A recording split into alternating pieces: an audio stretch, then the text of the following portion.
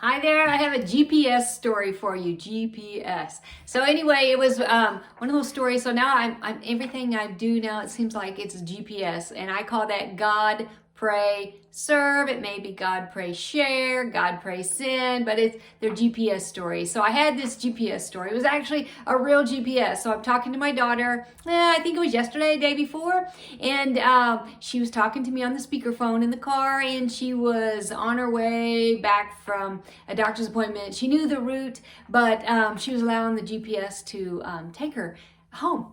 And all of a sudden she says, dang, the GPS is telling me to turn. No, I'm not supposed to turn. I need to go straight. And so she went ahead and went straight. She should have listened to the GPS, she said, because now she was in the mix of the traffic stopped because there was a wreck up ahead, and she didn't listen to the GPS. So she goes, dang, sometimes you need to listen to the GPS.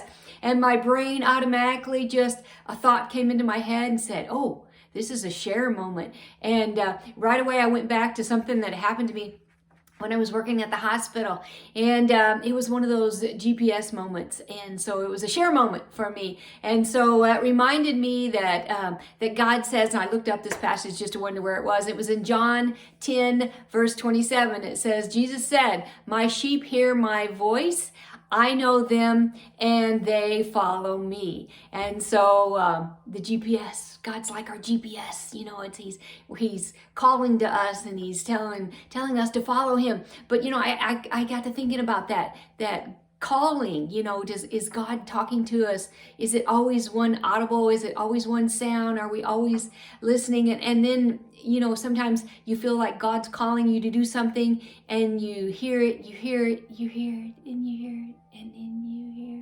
And it just seems like it drifts off, and it just kind of out of our mind. I think that's how, I think God's voice is always the same. It's always calling us the same way. It's how we listen. And so I know that God is always calling us, and it's just because we weren't listening doesn't mean he stops.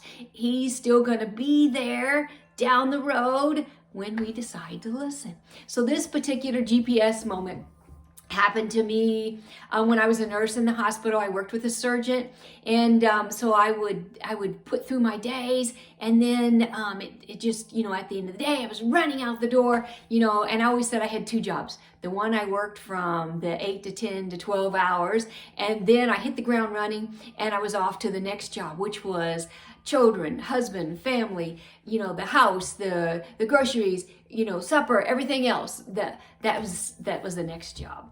And so one day seemed like I always had a stack of papers of stuff I needed to do on my desk. And one day I'm going through the stack, and I'm getting down, getting things done, and working through a few of the projects, and I get about a fourth way through, and there's this prayer card. Well, it was a Catholic hospital that I worked in, and I knew that the nuns periodically would go and put prayer cards, you know, different places. So this particular day, there was a prayer card in my stack of work. And so I've always thought about this prayer every time, because certain things came out of this prayer. And so I looked the prayer up because I don't have the prayer card anymore. It may be around somewhere. But the prayer is called Slow Me Down, Lord. So anybody knows that prayer? So I looked it up, and the author was Wilford Peterson. But I'm just going to read you the first paragraph and the second paragraph.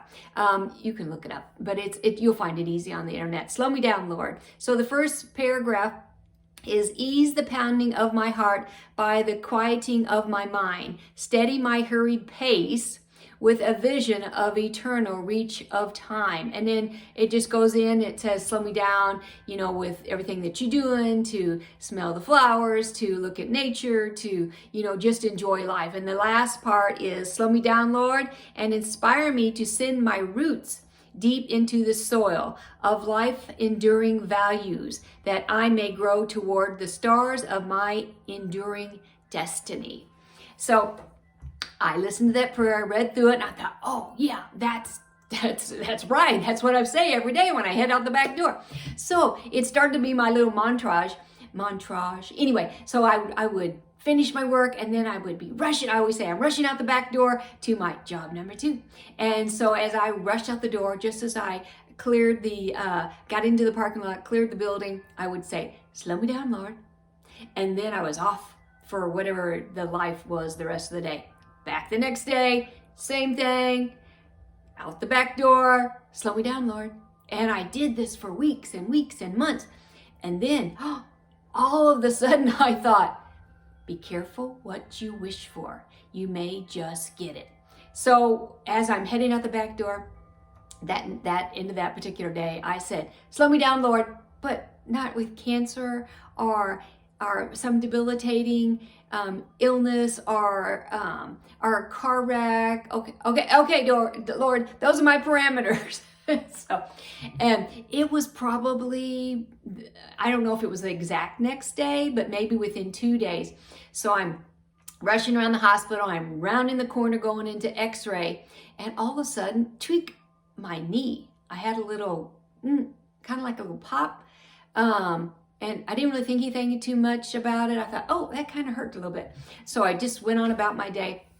Within 2 days, my knee had swollen twice its size, and I couldn't walk anymore. I wasn't going to come to work with a wheelchair. The hospital was too big for me to try to get around on crutches. Went to the orthopedic doc. He says, well, you do got some bad strain, something there. Don't find anything I think we need to do surgery on, especially if it's just like rounding a corner.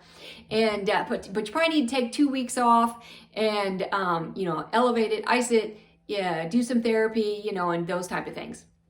So that's what it was. So during that 2 weeks, I remembered my little prayer card about stopping and setting priorities, and that's exactly what I did in those 2 weeks. I set my priorities for the family. I decreased my hours at work. I set my parameters with the surgeon that I was working with and with my boss, and then I just kind of reassessed life. Sometimes you gotta listen to that GPS. You gotta listen to that God, pray, serve, send, whatever the S in you stands for. And so that was one of my GPS moments in life. And so that's what I wanted to come on and say. My daughter talking about her GPS made me think about, slow me down, Lord, and help me to listen to your calling and serve you. And then that the rest of your life kind of falls into place. But these little stories pop up, and then that was that moment. As soon as she said that, I thought, that's a share moment. I got to share that one. So it's like, yeah, Lord, I'm listening. And so now whenever I hear that little voice, sometimes it's louder, I just go word, knowing that, hey, I know, Lord, you're talking to me. So that's kind of that little thing I have right now is GPS and word. You all have a blessed day.